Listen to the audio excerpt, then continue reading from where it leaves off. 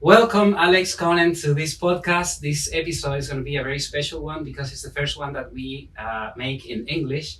And you, as a professor in English, are the ideal person for it. So welcome to this episode. I'm very glad that you accepted the invitation. So, Alex, welcome to this podcast. Thank you. It's good to be here. Alex, the first thing I wanted to know is, what do you do for a living? Why are you here in Chile? Why did you pick Valdivia as a city for you to stay?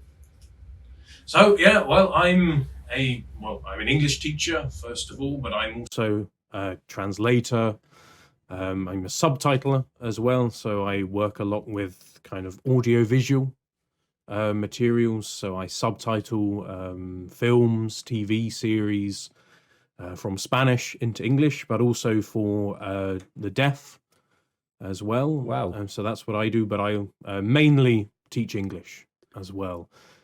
So that's what I do. So I teach mainly at university level. So I've taught at the Universidad San Sebastián here in Valdivia, and I also teach at the Universidad Austral here in Valdivia. And how come from the UK you said, all right, I'm going to go to Chile instead of, I don't know, Brazil, Argentina, or even Spain, which is a lot closer to the UK? Yeah. So when I finished studying, so I originally studied Spanish in the UK. And then when I finished my degree, I wasn't sure what I wanted to do. So I ended up applying for like kind of I guess it would be called a scholarship with the British Council. And with this scholarship, you can go and work as an English language assistant in a university or a school in kind of various countries in the world. So, did you know in Chile we don't speak Spanish before you took this decision? Yeah, so I wasn't sure about that. So I applied for various different, I think you could choose either like there was Argentina, Mexico, Colombia, Ecuador, Chile, and I think I chose I think my options were like Chile, Mexico, and Ecuador or Colombia. I can't remember. All right. But I had spent some time in Mexico because when I was studying, I spent my year abroad. As part of the study abroad, we had to spend a year like en el extranjero. So I had to spend a year. So I spent a year in Spain. I spent 3 months in Spain and 6 months in Mexico. Wow. So I put Mexico on the list just in case. But then they gave me Chile. And I had to decide whether I wanted to stay in like a big city or a small city. And I'm from a small town in England, so I'm used to kind of small cities. So All right. I think that, and they eventually assigned me to Valdivia. All right. So I knew so there were other people there, and I knew people who were given who were working in like INECAP in Osorno, for example. There were people in Puerto Montt, and there were people in a lot of people in Santiago, for sure. for example. Yeah. So that's how I ended up in Valdivia. Great. And what's your experience teaching English here in Chile or abroad? I think my experience is in because you studied Spanish, it's like all the way around, but here I think you're teaching English, right? Yes. Well, actually, when I was here, I studied for my TEFL qualification. So my degree, estoy como licenciado en español. So lenguas modernas is my area, and then I did a master's in translation. So all my qualifications are like in the area of like language and that area and linguistics. And then I did a TEFL qualification to like be able to teach English as a foreign language. So I am qualified in that way. Yeah. So, and then when I came here, and then I started teaching English a little bit. And it is a little bit different to England in the sense How that so? Yeah. so here, for example, just the range of abilities when it comes to English. So, for example, when I studied Spanish, everyone in my course was basically more or less the same level of Spanish. We were all more or less the same level.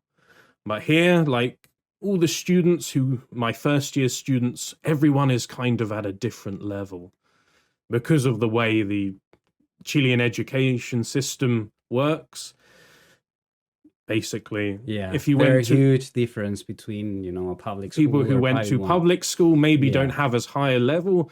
And you can tell, like, people who went to maybe subvencionado or like a private school, they usually are the ones who come to the career with a much higher level of English.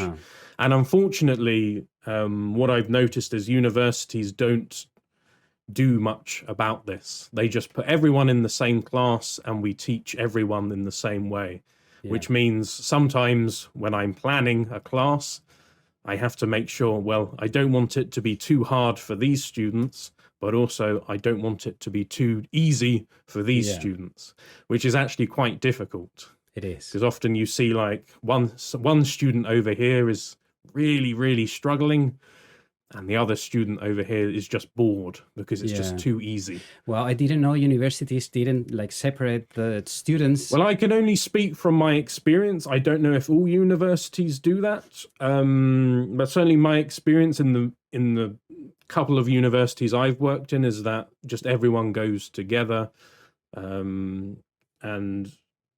I can understand why they don't separate people. I think the argument for not separating people is that you make people feel like, oh yeah, you go over there because you're not as good at English, so you go and sit over there. And like, I understand the reason why they wouldn't separate people. Alex, and apart from the university world, what's your opinion on the level of English considering professionals at all levels here in Chile? Have you had the chance to speak in English with, I don't know, medics or lawyers or whatever other profession? So you can have well, I find that, professionals such as lawyers, medical professionals tend to have higher levels of English in general. Actually, that's something I notice a lot here. You can or not just professionals. I don't know, if you go to a party and people approach to you and they try to speak English, what's your impression in general? Like, it's certainly the more maybe the jobs which are more like academic, certainly those professionals tend to have a higher level of English, maybe in general. Like the more academic jobs, like jobs which require more kind of academic level, for example. Whereas more manual jobs, like you don't see many like kind of manual jobs, so many maestros with a very high level of English, basically because, they have no reason to have a high level of English in that way. And that's something you notice a lot. And I think it would be true as well in England as well, like with manual jobs versus like more academic jobs. Or like, is it mandatory to have like a second language in the UK when you're a kid? It's been a while since I've been in school in England, so I can't. Probably changed. It might have changed, but certainly I had to study 2 languages when I was in school. Okay, 2 languages. I had to start. So I had a choice. I either had to study French and Spanish or French and German, and I chose French and Spanish and Chilean. Yeah, and then eventually I had to study Chilean. Alex, that brings me to the next question, which is, what's the relevance of learning English or any other second language? Well, it depends. I think English has a particular more relevance, I think, just because everything is in English, isn't it? Just all films, TV series, it kind of is the universal language. But I think having any second language is always going to be useful, and it's always going to open another door for you in general. But I think English especially is particularly useful. I think English for like you guys is much more useful than Spanish is for me in that way. For sure. Yeah. Um, And you said you went to Mexico, right? yes, yeah, I spent some time there. What are your impressions if I ask you to compare Mexico with Chile? How are we relating to Mexico in terms of Chile is Santiago and kind of the more north of Chile is much more similar to Mexico, I found. The south of Chile is a lot more kind of European. how so? Well, in terms of like architecture, in terms of the weather, Yeah. in terms of just how it looks. Whereas like I remember I went to like Viña and Valparaiso, and I remember thinking, oh, this feels more like kind of like the stereotype of like Latin America, Yeah. like maybe. And I think before I came to Chile, I just imagined like, oh, it would just feel like Mexico, won't it? Like, but obviously when you come to the south of Chile, it feels a lot more. I can imagine when you were arriving to Valdivia in the airplane, you were looking down the window and so you were green. like, "What? Is everything green?" Yeah. Well, like actually, Mexico City like is a lot more like Santiago. And is English a language that people require on a daily basis here? I mean, you said you were a translator, you do that kind of work apart from the university teaching English. So do you think the Chilean folk really consider learning English as a need to? Well, it depends. As we were mentioning, so people with more manual jobs, so people who work as like maestros or people who work in construction, people with those kind of jobs, perhaps it's not really that relevant to them, and that's fair enough. So people who like maestros and like more who do more physical labor, I don't think English is ever going to be that relevant to them, and I think that's perfectly reasonable. Like, I mean, there's no point them. Yeah. I think they have. But on the other hand, being able to speak another language, especially English, you said it opens, doors, windows for people. Maybe the government should, take action regarding to this problem, because it is a problem that we have a huge difference between public and private schools, and it definitely opened windows or doors, whatever the way to say it is. But do you think the Chilean government is like doing the right job in terms of making people or the majority of the population, learn English? I don't really know, to be honest. I think the government certainly. I think it's a more of an education thing as a whole, really. I think the government needs to focus more on education as a whole, really. And that includes English, really. Like, we need to get to a point where, like, you shouldn't have to be paying a lot of money just to. You can fire freely here. You can talk out your mind if you want. Well, I just use the example of like I've been watching a lot of the Rugby World Cup, and I just noticed that like the Chilean rugby team, they all speak like perfect English, but then you realize they all went to like the British schools in Santiago, and they did. Yeah, and you just realize you shouldn't have to be paying like 200 UF like a year or a semester just to be able to like speak perfect English. Like, I mean, that should be available to everyone, really. Like, I was able to like learn Spanish and French in school and get to a pretty decent level. Like, I don't like, it shouldn't be like a privilege just to learn like a second language. From your perspective, what kind of changes would you make if you were the president, or the Ministry of Education? What changes would you deploy? I mean, it's difficult, because if you are it's a kind of what we might call a vicious cycle, because if you have English teachers, for example, if you're a private English teacher, you can charge between 20,000 and 30,000 Chilean pesos per class. Mhm. And so if you're giving class 4 times a month, like one class every week, that's 100,000 Chilean pesos. Yeah, it's 1/4 of the minimum wage. Yeah, and for the average Chilean person, like, Yeah, they can't afford it. yeah, but like equally, like that's fair enough for the English teacher to charge that. Do we have enough English teachers? Well, I mean, I have a lot of students. Like, for example, in the Austral, for example, in first year, they have like in the first year there were around 50 new students, 50 machones who came to the career. Now, obviously, not all of them are going to end up graduating, but I think in every generation there's at least 30 that make it to the end, or at least 30 in each generation. But is it a considerable number? Is it a high number, a low number? Because I don't have any idea on how many teachers. I think pedagogy en inglés is one of the most popular careers, at least in the watch. I think there are other careers which have a far lower matriculación, like every year in the watch. I think not necessarily because people want to teach necessarily, but just because of the English.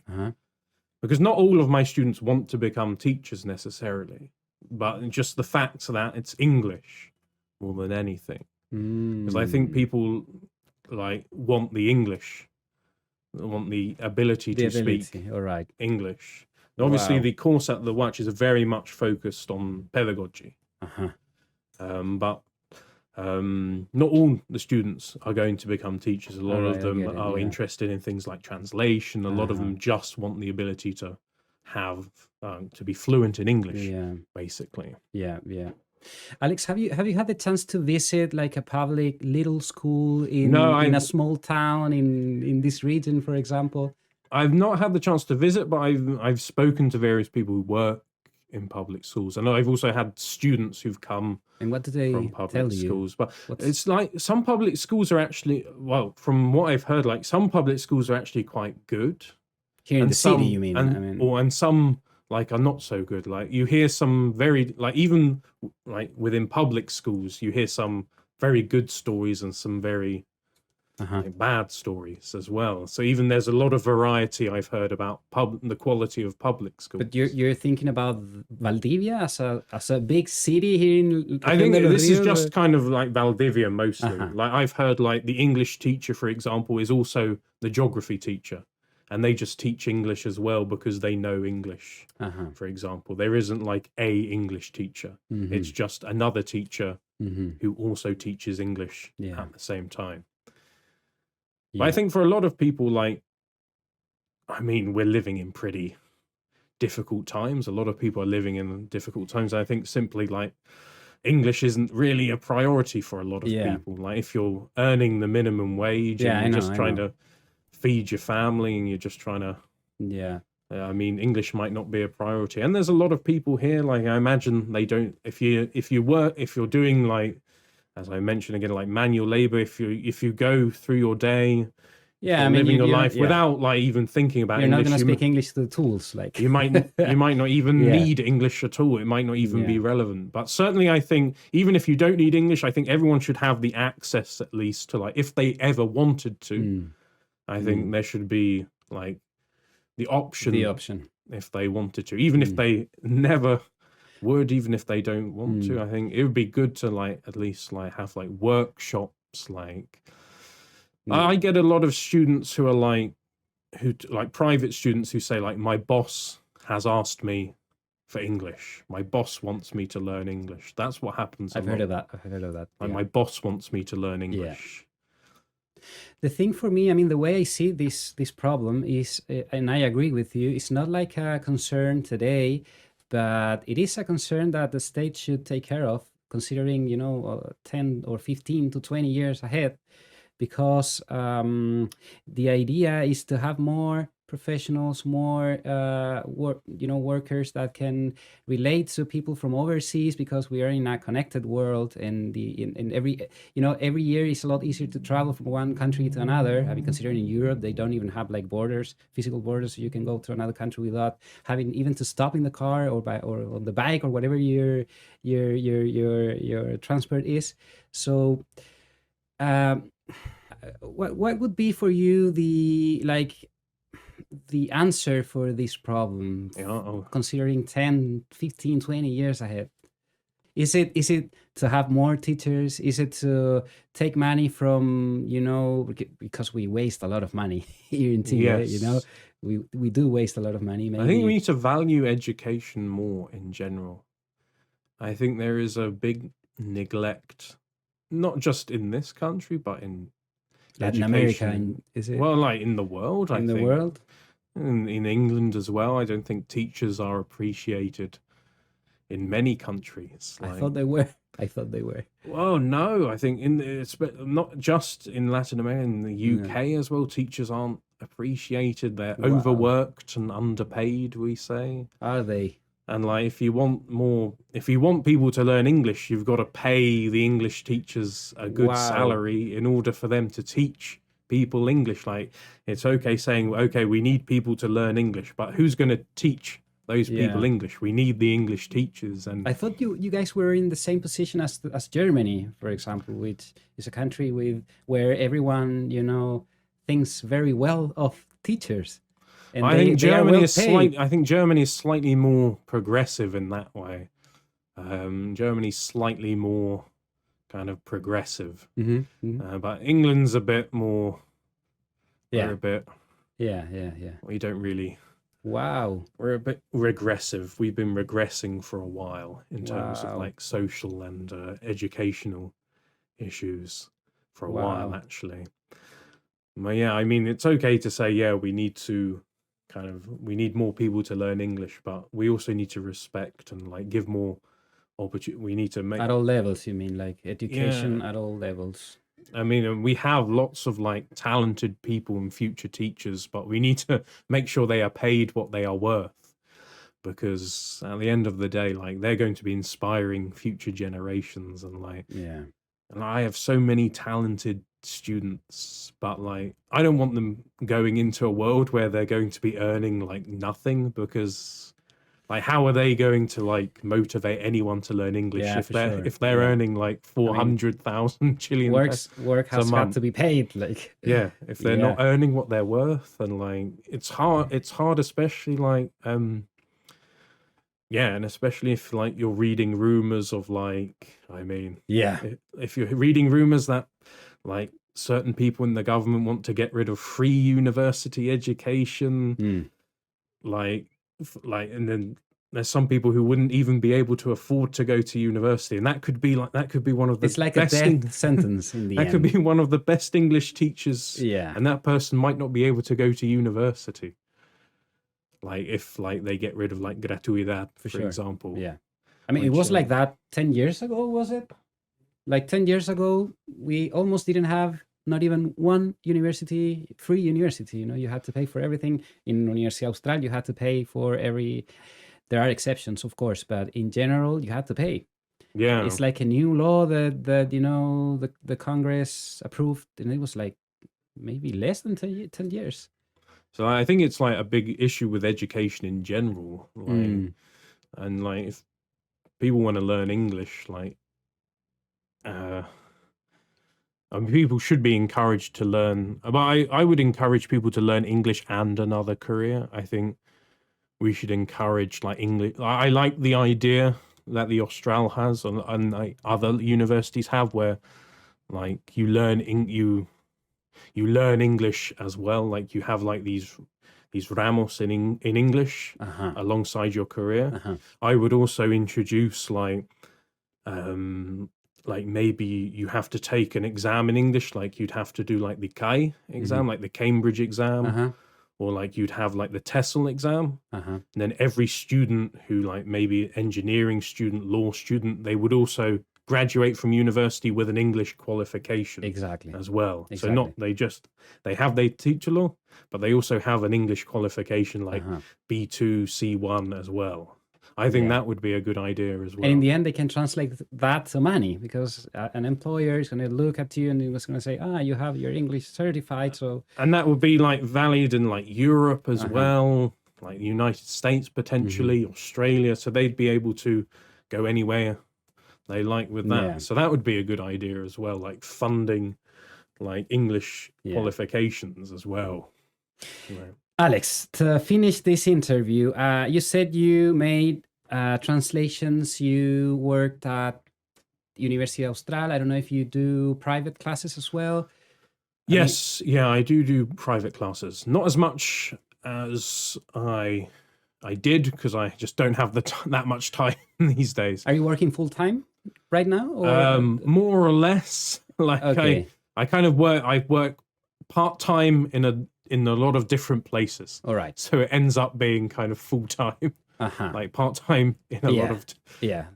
And if someone wants to contact you, and because they need I don't know, a translation, how can they do that? You can contact me at alex.conen arroja at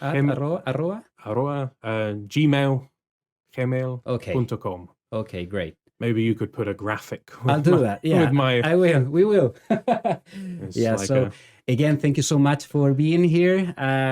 It was a very good, interview to get to know a little bit more about the English development in Chile, or what are we as Chileans doing in regarding to this. So thank you so much again. No problem at all. Thanks very much for having me. Gracias por quedarte hasta el final del video. Si te gustó, dale like, suscríbete y nos vemos en el próximo capítulo de Algo que Contar.